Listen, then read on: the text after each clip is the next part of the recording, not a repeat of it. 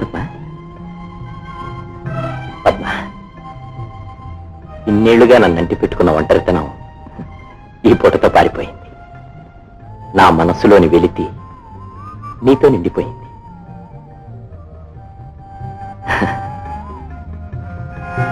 అరే రే, ఏమిటిది పద్మా? అత్తే చెప్పింది. ఓహో, పద్మా, నువ్వు కొంచెం రుచి చూడు ప్లీజ్. మీరు తాగండి. నీ పెదవి తగిలిన తర్వాతనే నేను ఈ పాలు తాగుతాను. ఒకరింగిలి ఒకరు తాకడం తప్పని అత్తే చెప్పింది. ఓహో, ఎంకిలి తినరాదు అనున్నది సామాన్య సూత్రం. కాని ఆలోమగల విషయంలో ఆ ఎంగిలే అధరామృతము, తప్పక సేవించవలను అని భగవద్గీతలో ఉంది.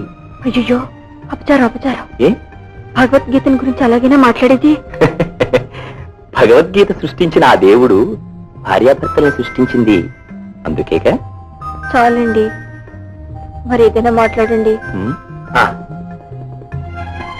పద్మా, బాగుందా? రేపటి నుంచి పడగదిలో నీకు ఇదే డ్రెస్. చిచ్చి, ముందే దవతలు పారేయండి. ఏ, మానాభిమానాలున్న ఏ ఆడది ఇది కట్టుకుని భర్త ముందు నిలబడదు.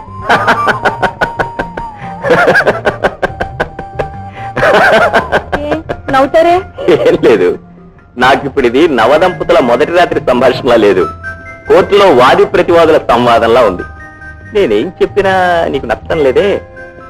నేనేమైనా తప్పుగా మాట్లాడేనా? అది కాదు, నువ్వేం మాట్లాడినా సంతోషించాల్సిన సమయం ఇది. అలా నిలబడ్డావే, కూర్చో.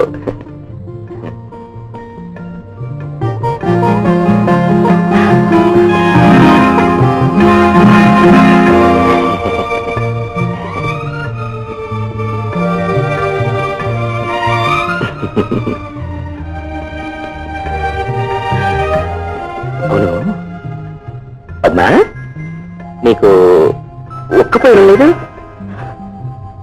నాకు ఇదే అలవాటు. అలవాటా? సరే, అమ్మవారికి అలంకరించినట్టు ఇన్ని నగలు పెట్టుకున్నావు కదా, గుచ్చుకోవడం లేదు? అత్తయ్య చెప్పింది. అత్తయ్య పెట్టుకో.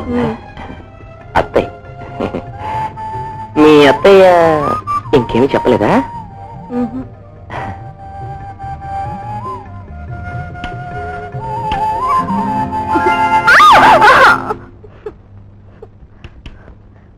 నాకు ఇలాంటివి ఏమీ ఇష్టం లేదు.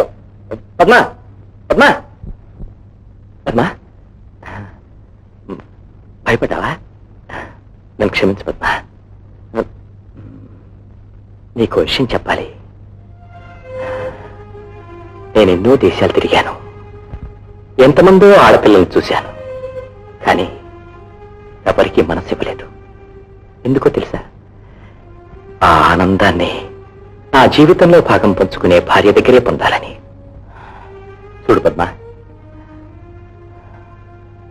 పెళ్ళైన ప్రతివాడు తన దాంపత్య జీవితం గురించి ఎన్నెన్నో ఊహిస్తాడు. అవన్నీ తన భార్య దగ్గర పొందాలని కోరుకుంటాడు. తప్పేం లేదు.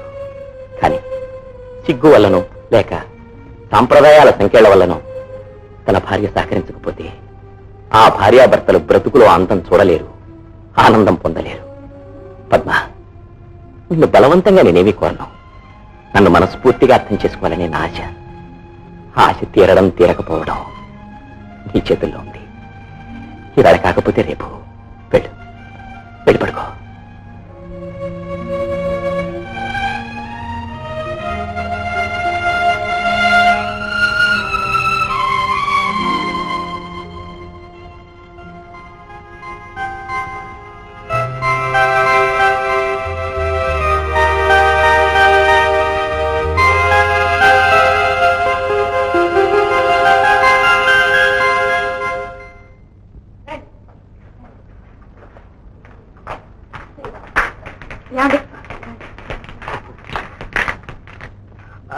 అమ్మాయిలు, మీరంతా ప్రకటన చూసి వచ్చారుగా.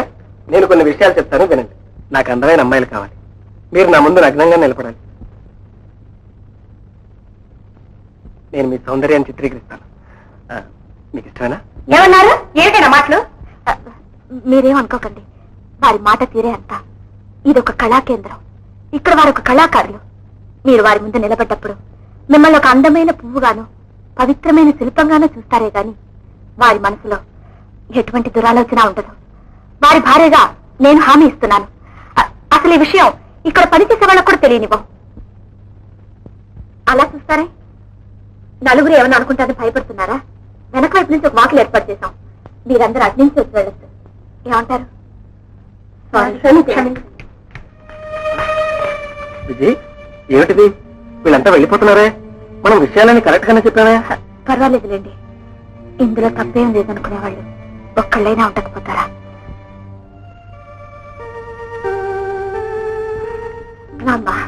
అందరి ముందు సరే అని లేకపోయాను, అందుకే ఆ వాకి నుంచి వచ్చాను. అయితే మీకు సమ్మతమేనా? అవునండి. అల్లుడు, ఇక మేము బయలుదేరుతున్నాం. కూతురుకో భర్త దొరికాడంటే తండ్రికో మంచి కొడుకు దొరికినట్టే. మంచి కొడుకే కాదు, మంచి స్నేహితుడు కూడా. అల్లుడు గారు, మా అమ్మాయి వాళ్ళ అత్తయ్యని విడిచి ఎప్పుడూ ఉండలేదు. ఆవిడ కూడా ఇక్కడే ఉంటుంది. అలా తప్పకుండా. అవును, అన్నట్టు పద్మ ఎక్కడ? ఎదురుగా వచ్చి టాటా చెప్పకుండా ఎందుకమ్మా అలా సిగ్గుపడుతునిస్తున్నావు? రారాదతే వెళ్ళొస్తాను వదిన. వెళ్ళగానే ఒక కార్డు ముక్క రాసి పాడాయి. పద్మ, వస్తాను. ఆరోగ్యం జాగ్రత్తగా చూసుకో. అల్లుడి గారిని బాగా చూసుకో. ఆయనకేం కాదు శ్రద్ధగా తెలుసుకో. ఎందుకే అంత సిగ్గు? మీ అమ్మాయి గారికి కొంచెం సిగ్గు ఎక్కువేలేండి. అదంతా మా అక్కయ్య ట్రైనింగ్, అదే దారిలో పడుతుంది. పదండి పదండి.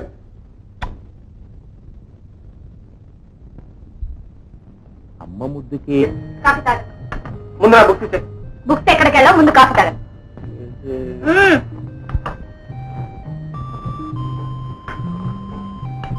కాఫీ ఎలా ఉన్నాయి? నైస్, చాలా బాగున్నాయి. విజయ్, బుక్స్ ఇచ్చేవా? 10 కల్లా లైబ్రరీలో ఇవ్వాలి. That's good.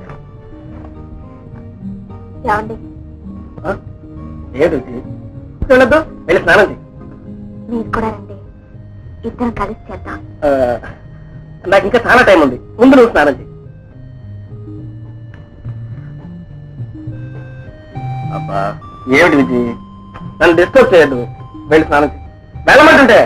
అవును, నాకు తెలియక అడుగుతాను. మీ పక్కన కూర్చుని మీ పెళ్ళామా లేకపోతే బీచ్ లో మురుకులు అమ్మే కుర్రాడా? ఎందుకలా తరుగుతున్నారు? మా విజ్జి కదూ, మా బుజ్జి కదూ, నువ్వు వెళ్ళి స్నానం చేయమ్మా. మీ నవ్వుతూ నా కోపాన్ని కరిగించేస్తున్నారు, కానీ నేనేం చేసినా మిమ్మల్ని కదిలించలేకపోతున్నాను.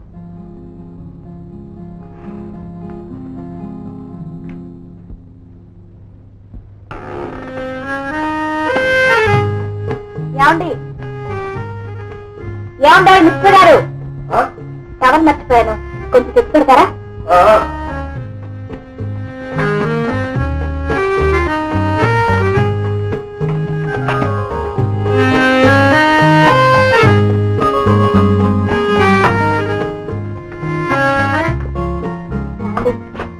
అక్కడ పెట్టాను. నేను కనీసం లైబ్రరీ బుక్ అయినా బాగుండేది.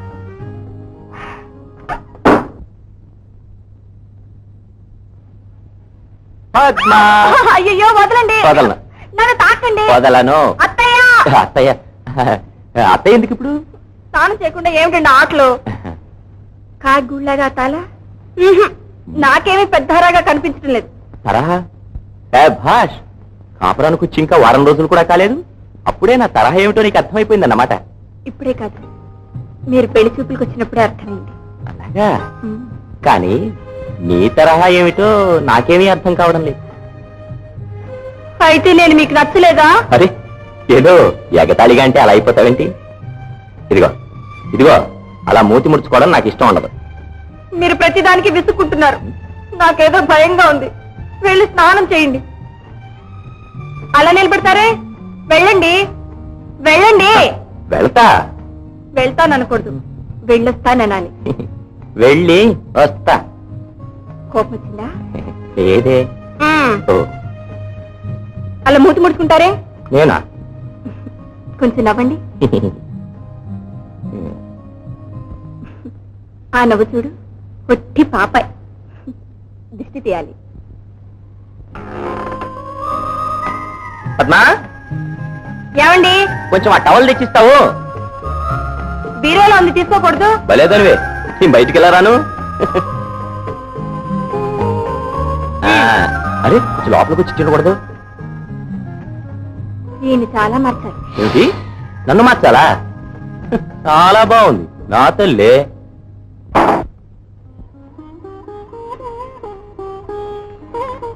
యాండి ఏమండోయ్ మిస్టర్ గారు, మీ తాళి కట్టింది నాకండి, ఆ కుంచె కాదు. కొంచెం ఇటు తిరిగి చూడండి. అవి చూడమంటే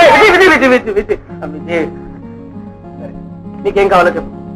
ఒకసారి నన్ను కళ్ళార్చకుండా చూడండి. మీకు ఏదైనా మార్పు కనపడుతుందా? బాగానే ఉన్నది. ఏమైంది? అయ్యో నకసిక పర్యంతం జాగ్రత్తగా చూసి చెప్పండి. ఇవాళ డ్రెస్ లో చాలా మార్పులు చేశాను. బాగుంది, చాలా బాగుంది. అబ్బా అది కాదండి, డ్రెస్, హెయిర్ స్టైల్ అన్ని మార్చేశాను. అందులో ఏది బాగుందో మీరే చెప్పాలి. మొత్తం బాగుంది అని చెప్పానుగా.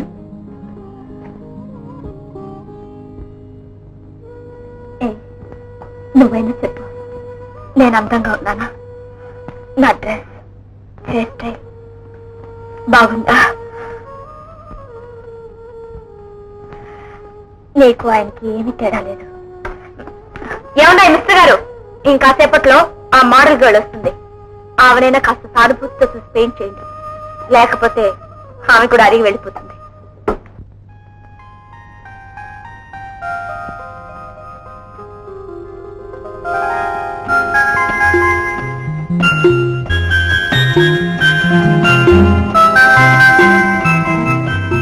ఏమండి ఏమండి టిఫిన్ తీసుకున్న వాళ్ళు ఏకంగా కాఫీ తాగి పైకి రావచ్చుగా. రావచ్చు. తీసుకోండి. ఆ మ్మ్? మ్మ్. ఆహాహా నా తిండి విషయంలో మాత్రం ఎంత శ్రద్ధ పద్మ నీకు. పద్మ నువ్వు కొంచెం తాగు. అయ్యయ్యో ఎంగిలండి, మీకు ఇంకా ఆ పిచ్చి వదలనే లేదు. ఏమండి మీకోసం ప్రత్యేకంగా ఫిల్టర్ కాఫీ చేసి తీసుకొచ్చాను, తాగండి. ఓ ఫిల్టర్ కాఫీ నై.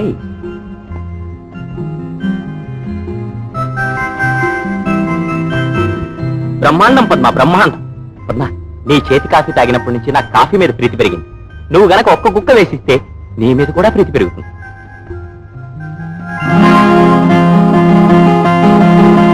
అయ్యయ్యో ఇంటి నిండా చెత్త పెరిగిపోయింది. చెత్త ఎక్కడా? ఇక్కడ ఆ? ఛ, ఛ, ఛ, ఛ. ఒక కంపెనీ అధికారి ఇలాంటి పాడు పుస్తకాలు చదివేది. పాడు పుస్తకమా? బలేదనివే. అది సెక్స్, సైన్స్, అది అందరికి అవసరం పద్మ. అరే అందులో పడేస్తున్నావేంటి? దీనికి తగిన చోటు ఇదే. ఓ రేపు పేపర్లు వాడు వచ్చిన తర్వాత పాత పేపర్లతో పాటు దీన్ని కూడా వాడి మొహాలు పారేస్తాను. బాగుంది. నీ వాళ్ళకం చూస్తే నన్నే అమ్మేసేలా ఉన్నావు. బా మిమ్మల్ని చాలా మార్చాలి. మధ్యాహ్నం ఇంటికి వచ్చి వేడివేడిగా భోజనం చేయండి. అడ్డమైన హోటల్లో కాఫీలు తాగి ఇంటికి వచ్చి ఆకలి లేదు అనకండి, తెలిసిందా? తెలిసింది. ఆ. పద్మ ఉమ్, మొగుడికి కావాల్సింది కాఫీ, భోజనం, ఇంకేం కాదు కదూ? అంతకంటే ఏం కావాలండి? అరే ఆ? ఎక్కడికా పరుగు? ఇలా పద్మ. అయ్యో వదలండి, అవతల అత్తయ్య నా కోసం ఎదురు చూస్తూ ఉంటుంది. మేము గుడికి వెళ్ళాలి. అబ్బా మీకెప్పుడు ఇదే యావ. పద్మ ఆ, అత్తయ్య వస్తున్నా. అబ్బబ్బ, మిమ్మల్ని చాలా మార్చాలి. ఎవరు పిలవండి వెళ్ళిపోతుంది. సరసం తెలియని మనిషి. పద్మ అంటే కాఫీ, వేడి లేని కాఫీ.